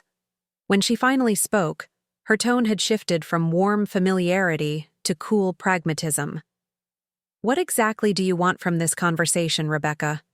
If you had sufficient evidence of wrongdoing, you would have involved authorities already. The fact that we're meeting privately suggests you're seeking something else." Her assessment wasn't entirely incorrect. While the evidence supported legal action, my objective extended beyond simple prosecution. "I want understanding," I answered honestly. "Was any of it real? Your apparent break with James? Your outreach to me? Your sharing of Christopher's life? Or was it all calculated from the beginning? A strategy conceived while James prepared for his inevitable legal consequences?" Emily studied me for a long moment, something like respect flickering across her features. Then, remarkably, she laughed, a short, genuine sound devoid of her usual careful modulation. "You really are extraordinary," she observed. "James told me you were smarter than you appeared, but I don't think even he recognized the full extent of your capabilities. She leaned forward, dropping the cultivated vulnerability that had characterized our previous interactions. The original connection was strategic, yes. James anticipated his legal vulnerability and began positioning assets and relationships accordingly. My role evolved from romantic partner to business proxy. The confirmation, despite its predictability given the evidence, still landed with surprising force. And Christopher? Was he part of the strategy too? Something genuine flashed in Emily's eyes then, a mother's instinctive defensiveness. Christopher is real. My love for him is real. His existence wasn't planned, but once he arrived, he became the center of everything, including James's contingency planning. She gestured toward the document spread between us. What you've uncovered is essentially an insurance policy, a mechanism to preserve resources and opportunities for Christopher's future, regardless of legal outcomes. James always intended for his son to inherit his financial legacy, with or without the Reynolds name attached. Using my assets, I noted, coldly. Emily had the grace to look momentarily discomfited. Using whatever resources were available. James never accepted that the divorce settlement was final or fair. In his mind, those remained his assets temporarily under your control. The breathtaking entitlement embedded in this perspective rendered me momentarily speechless. Even after conviction, even from behind prison walls, James continued operating with absolute confidence in his right to control and manipulate, to take what wasn't his and reshape reality according to his preferences. And you? I asked finally.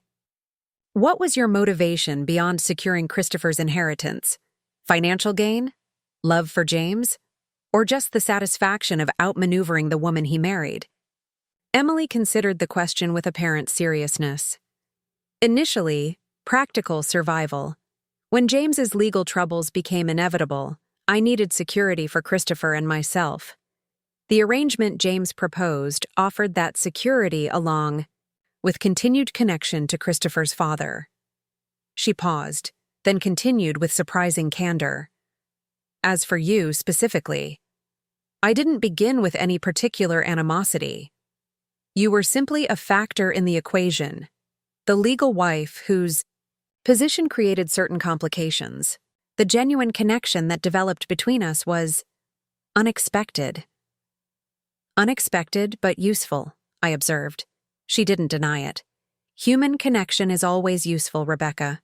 Genuine or strategic, it facilitates cooperation, reduces scrutiny, enables progress toward objectives. That doesn't necessarily make it insincere. The calculating pragmatism underlying her perspective was almost admirable in its clarity, a perfect complement to James's manipulative charm. They were well matched. Operators, approaching the world as a series of opportunities for tactical advantage rather than genuine engagement. What happens now? Emily asked, her gaze steady on the evidence documentation. That depends on your next moves, I replied. The unauthorized transfers have been reversed. Additional security measures have been implemented. Your access to any resources connected to me has been permanently terminated. I leaned forward slightly, meeting her gaze directly. If those boundaries are respected going forward, this evidence remains private. If not, it goes immediately to federal prosecutors, likely resulting in conspiracy charges for you and additional sanctions for James. Emily absorbed this information silently, her expression revealing nothing of her internal calculations. And Christopher? She finally asked. He's innocent in all this. Christopher remains entirely outside my concern, I answered truthfully. My interest extends only to protecting what's rightfully mine and preventing further manipulation. She nodded slowly, appearing to accept these terms. As she gathered her belongings to depart, she paused, regarding me with what seemed like genuine curiosity. You could have pursued charges immediately. Why didn't you? The question deserved honesty, if only to conclude our interaction with one moment of genuine exchange. Because revenge isn't healing. Acting from anger only perpetuates its power. I've worked too hard to reclaim my life to allow either you or James to dictate my choices again, even choices about how to respond to your deception. The London rain tapped gently against my office window as I reviewed the quarterly reports for the Mitchell Foundation's European division. 3 years had passed since we'd expanded internationally, and our programs now operated in 7 countries, helping thousands of women navigate financial transitions with dignity and confidence. The foundation had evolved far beyond its origins, becoming an organization that even Eleanor, with her rigorous academic standards, described as genuinely transformative. A notification appeared on my screen, a news alert from a financial publication I monitored primarily out of professional interest rather than personal concern. The headline contained a name I recognized immediately. Renaissance Advisory Group faces regulatory scrutiny over cross-border transactions. James's latest venture was apparently encountering complications with European financial authorities. I scanned the article with detached curiosity. The details were predictably familiar. Questionable transactions disguised within legitimate business operations, regulatory gray areas exploited through complex corporate structures, technically, legal maneuvers that violated the spirit, if not the letter, of financial regulations. James had simply transferred his established patterns to new territories with different oversight mechanisms. Closing the article without finishing it, I turned instead to preparation for tomorrow's board meeting. The Foundation's newest initiative, AIT, technology platform providing accessible financial education to women in rural communities, had shown promising early results that warranted expanded funding. My presentation needed to balance encouraging metrics with realistic acknowledgement of implementation challenges. My phone buzzed with a message from Eleanor. "Dinner tonight with the Blackwells? Marion's in town for the economic forum." The casual normalcy of the text, an invitation to dine with colleagues who had become friends, highlighted how thoroughly my life had transformed. The woman who had once organized her entire existence around James's schedule and preferences now moved through days shaped by meaningful work, authentic relationships, and choices aligned with personal values rather than others' expectations. I confirmed the dinner plans before returning to my presentation preparation. The rhythm of purposeful work, balanced partnership, and genuine connection had replaced the constant vigilance and strategic maneuvering that characterized life during and immediately after discovering James's betrayal. Not that vigilance had disappeared entirely. Thomas Chen's firm still monitored certain financial channels as a precaution, but it no longer consumed significant mental or emotional energy. The afternoon proceeded with foundation matters, a conference call with program directors across European sites, review of grant applications, consultation with our legal team regarding charitable registration requirements in 2 additional countries. Throughout these varied responsibilities, I experienced the steady engagement of meaningful work rather than the performative busyness that had characterized my role in James's business. Around 4 o'clock, Patricia's name appeared on my caller ID, an unexpected but welcome interruption. Though she had officially retired from legal practice the previous year, we maintained regular contact that had evolved from professional association to genuine friendship. "Rebecca," she greeted me warmly. "Hope I'm not interrupting anything crucial." "Nothing that can't wait," I assured her. "How's retirement treating you?" "Busier than expected. The consulting requests keep coming despite my best efforts to disappear into obscurity. But that's not why I'm calling." She paused briefly. "I thought you should know about a development regarding James. Something that won't make the financial news but might be relevant to your peace of mind." My interest piqued not from lingering emotional attachment, but from practical consideration of potential implications. "What's happened?" "He was diagnosed with early-stage pancreatic cancer last month," Patricia said gently. "I learned about it through mutual contacts in the legal community who are handling his affairs. The prognosis is guarded, but not immediately terminal with appropriate treatment." I absorbed this information with unexpected neutrality, neither satisfaction at karmic justice nor distress at human suffering, but simple acknowledgement of another person's significant life event. Thank you for letting me know. Is there something I should be doing in response? Not at all, Patricia replied quickly. I'm sharing this information purely as a courtesy, not suggesting any obligation on your part, given your history and the Foundation's public profile. I thought you should hear it through a trusted source, rather than potentially being blindsided. The consideration reflected Patricia's consistent thoughtfulness throughout our association. I appreciate that. Has he requested any contact? No, she confirmed. From what I understand, he's keeping the diagnosis relatively private while exploring treatment options. Emily Wright is apparently managing most of his affairs during this period. The mention of Emily added context without triggering the wariness it might once have elicited. Their continued association, whether romantic, pragmatic, or some combination, existed entirely separate from my life and concerns. After concluding the call with Patricia, I found myself contemplating not James's illness specifically, but the broader question of how past connections inform present circumstances without defining them.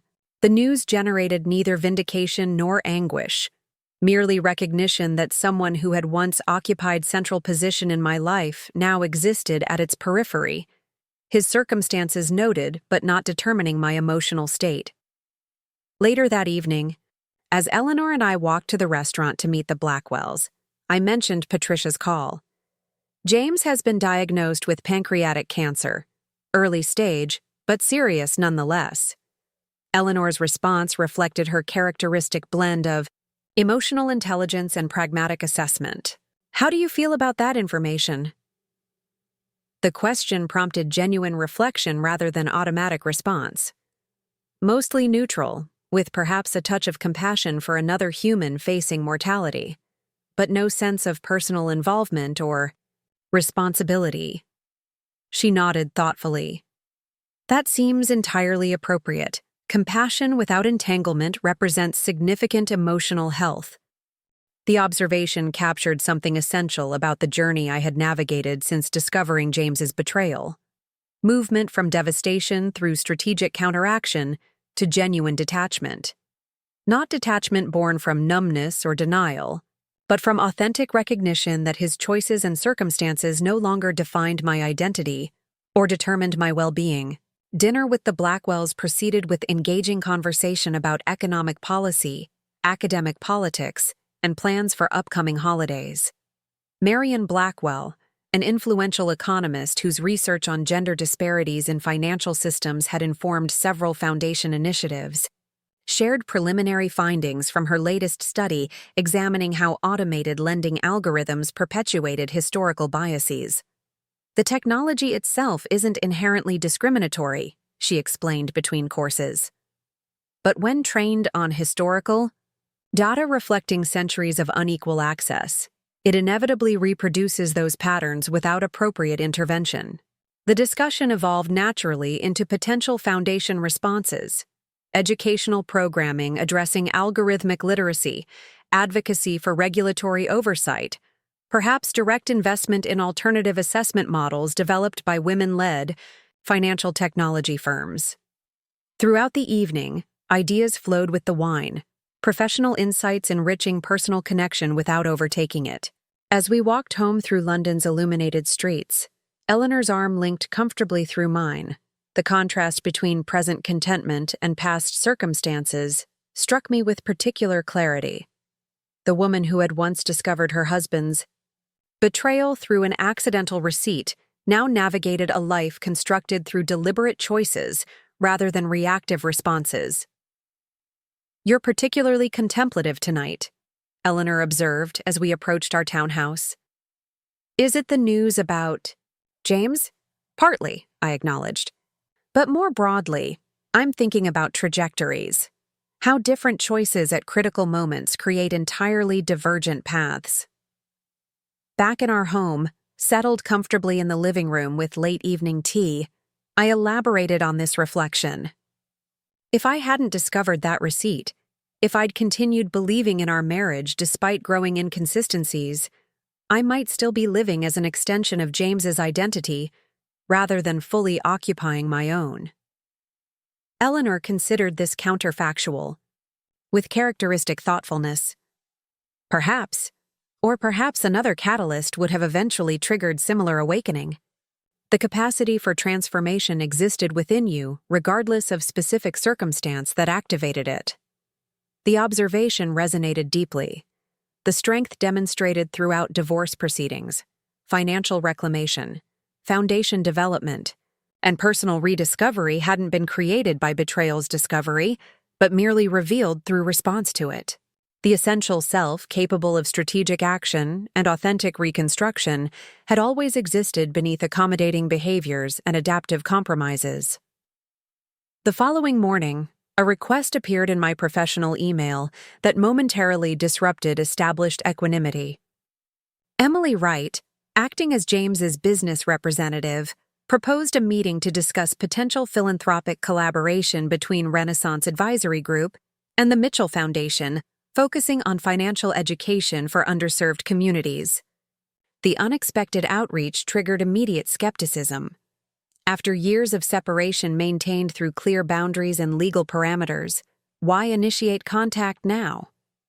The timing, following James's diagnosis and coinciding with regulatory scrutiny of his business operations, suggested strategic motivation rather than genuine philanthropic interest. I forwarded the message to Thomas Chen with a brief note. Suspicious timing, please advise regarding potential agenda beyond stated purpose. His response arrived within hours, confirming my assessment with additional context. Renaissance facing significant regulatory challenges. Philanthropic association with respected foundation would provide reputational advantages during investigation. Recommend declining proposed meeting through formal channels citing conflict of interest policies. The recommendation aligned with my instinctive response. Whatever rehabilitation of image James sought through association with legitimate philanthropic work would need to occur through channels unconnected to our shared history. The Foundation's mission and credibility couldn't be compromised through entanglement with potentially problematic business practices. My reply to Emily maintained professional courtesy while establishing clear boundaries. Thank you for your interest in the Mitchell Foundation's work.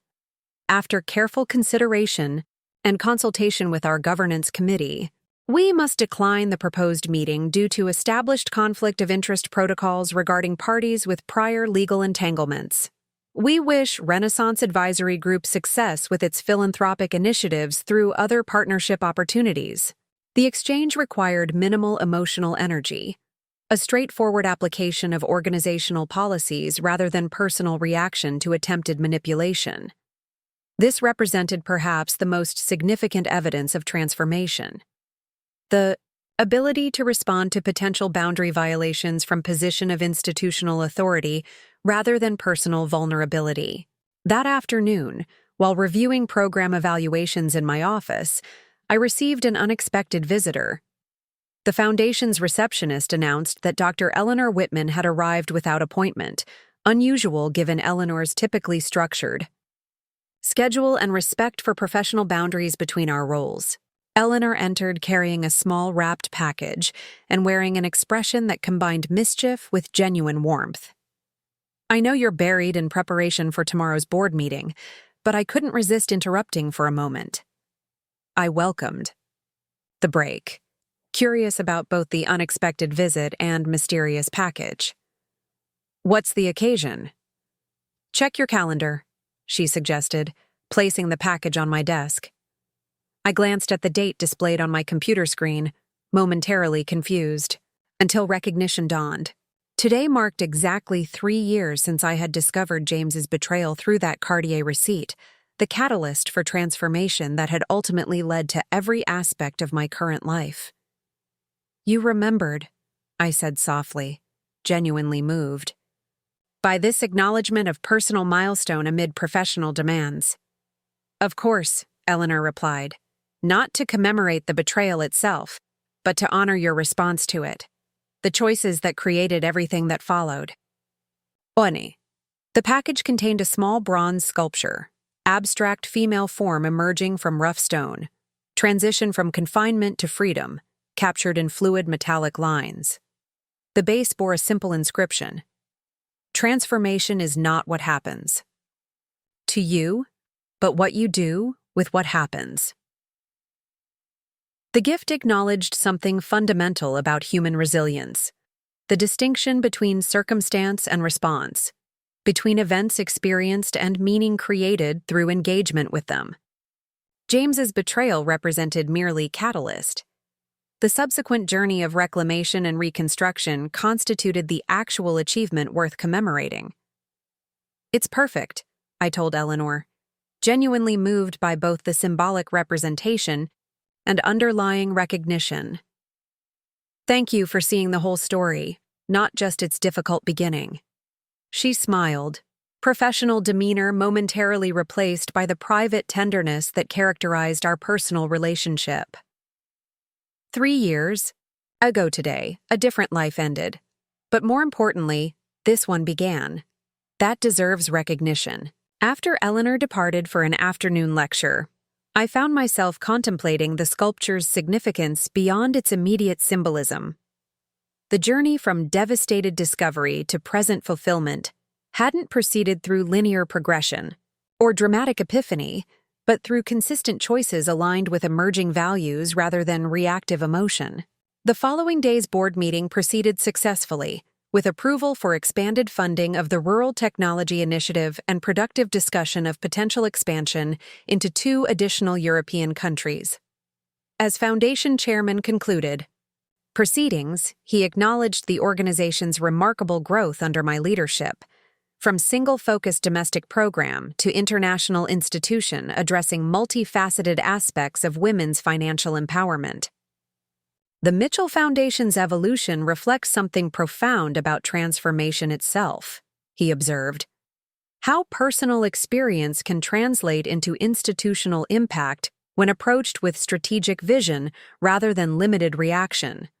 The assessment captured something essential about effective response to betrayal or loss: the distinction between allowing such experiences to define identity and using them as catalysts for meaningful construction. The Foundation's work now extended far beyond its origins in personal adversity, creating value that existed independently of the circumstances that initially inspired its creation. That evening, reviewing the day's outcomes with Eleanor over dinner, conversation turned naturally to future possibilities, potential research collaborations, program expansions, perhaps even consideration of more integrated living arrangements between our London and Oxford residences. Throughout these discussions, I experienced neither anxiety about unknown outcomes nor attachment to predetermined plans, but comfortable engagement with emerging possibilities. "You know what strikes me most about our conversations now compared to even a year ago?" Eleanor observed. "The complete absence of James's shadow across your considerations. Not through denial or avoidance, but genuine transcendence of his influence on your decision-making."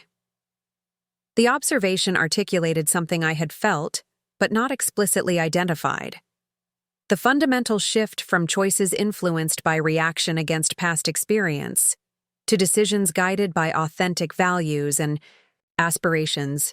Freedom from James's influence involved not just financial and legal separation, but emotional and psychological independence from patterns established during that relationship. Later that night, preparing for sleep in our London home, I found myself reflecting on the complex journey from betrayal's discovery to present fulfillment. The woman who had once organized her entire existence around supporting her husband's ambitions and managing his household now operated from centered self-definition, making choices aligned with personal values rather than external expectations. This transformation hadn't occurred through dramatic reinvention, but through consistent small decisions. Choosing investigation over blind acceptance, strategic action over helpless victimhood, authentic connection over protective isolation. Each choice had reinforced fundamental truth. Identity wasn't determined by circumstances experienced, but by responses chosen. As sleep approached, bringing with it the peaceful rest of someone aligned with authentic purpose, I recognized with quiet certainty that the journey precipitated by discovering James's betrayal had reached its appropriate conclusion. Not through dramatic confrontation or perfect resolution, but through genuine transcendence of its defining influence. The receipt that had initiated this transformation, that small paper evidence of betrayal tucked into a turquoise Tiffany envelope, no longer represented devastating revelation or tactical advantage, but merely historical artifact from previous chapter. Its significance had been fully absorbed and transformed, its potential for continued influence neutralized through comprehensive response. The life built in betrayal's aftermath, meaningful work through the foundation, authentic partnership with Eleanor, genuine connections with friends and colleagues, existed not as reaction against past injury, but as independent creation aligned with core values. This represented not just recovery from specific trauma, but fundamental reclamation of authorship over personal narrative. In that peaceful moment between wakefulness and sleep, I experienced profound gratitude, not for the betrayal itself, which remained unnecessary cruelty, but for the capacity to transform painful discovery into catalyst for authentic reconstruction. The journey from devastation to fulfillment had revealed something essential, not just about relationships or financial independence, but about human resilience itself, our extraordinary ability to create meaning and purpose from even the most difficult circumstances. Whatever challenges tomorrow might bring, foundation initiatives, relationship dynamics, perhaps even unexpected encounters with James or Emily in professional contexts, would be navigated from position of integrated strength rather than reactive vulnerability, not because difficulty had been permanently banished, but because response to it had been fundamentally transformed. As consciousness yielded to dream, my final waking thought acknowledged simple truth at transformation's core. We cannot control what happens to us, but we retain absolute authority over who we become through our response to it. That realization, more than any specific achievement or circumstance, represented the true gift emerging from betrayal's painful revelation. The discovery of capacity for authorship over one's own life story, regardless of unexpected plot twists introduced by others' choices. 6 months after that peaceful night, I found myself standing at a podium in Geneva, addressing an international conference on women's financial empowerment. Representatives from financial institutions, educational organizations, and governmental agencies filled the auditorium, their attention focused on the Mitchell Foundation's innovative approach to systemic change. True financial empowerment extends beyond basic literacy, I explained, gesturing toward the data projected behind me. It requires dismantling structural barriers while simultaneously building individual capability. Our programs succeed because they address both dimensions simultaneously. The presentation highlighted our newest initiative, a comprehensive digital platform, providing everything from basic budgeting skills to advanced investment strategies, tailored to women at different life stages and socioeconomic circumstances. Early adoption metrics exceeded projections, with particularly strong engagement among women navigating major life transitions. As questions followed the formal presentation, an attendee from a Swiss banking consortium raised her hand. Your foundation's growth trajectory is remarkable. For an organization still in its relative infancy, what do you consider the critical factor in that success? The question prompted momentary reflection. Authenticity, I answered finally. Our programs emerge from lived experience rather than theoretical constructs. We understand the challenges we address because we've navigated them ourselves. Later, at the reception following the formal sessions, I found myself engaged in conversation with the Swiss banker who had posed that insightful question. Marguerite Beaumont, Senior Director of Client Services at a prestigious Geneva institution, expressed particular interest in our approach to supporting women through divorce and separation. Financial institutions typically view such transitions through risk management lens, she observed, sipping champagne thoughtfully. Your foundation approaches them as opportunities for reclamation and growth. That paradigm shift intrigues me.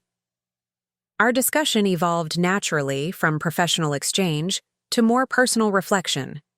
As we shared experiences navigating male-dominated financial environments, Marguerite mentioned something that momentarily disrupted my composed professionalism. I recently reviewed an application for private banking services from an American client, Renaissance Advisory Group. The principal seemed familiar with your foundation, mentioned potential philanthropic alignment. I believe his name was Reynolds.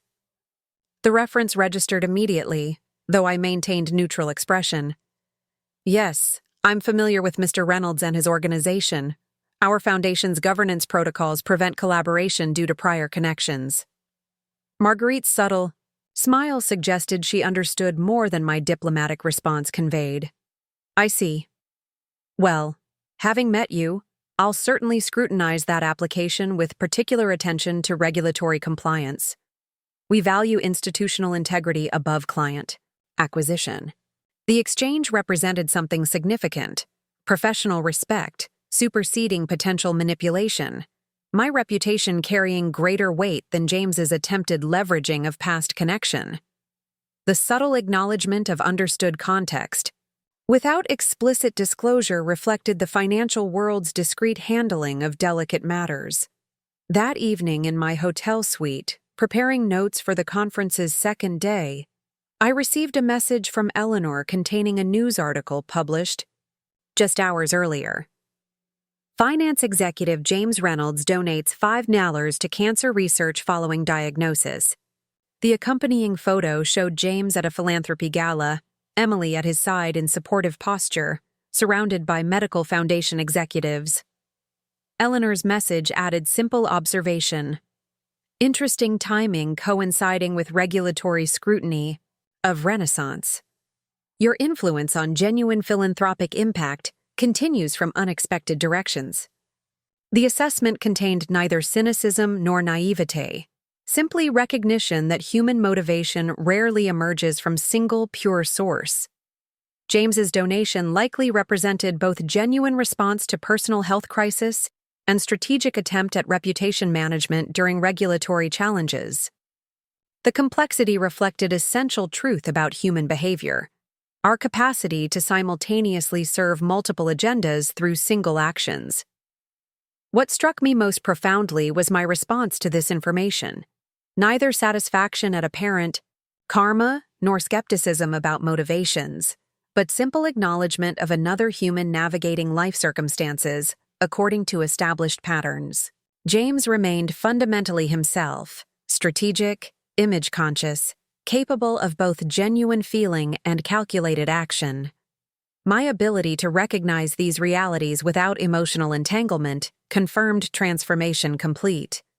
Returning to conference preparations, I experienced momentary appreciation for how thoroughly the journey initiated by betrayal's discovery had reshaped my fundamental orientation toward life itself.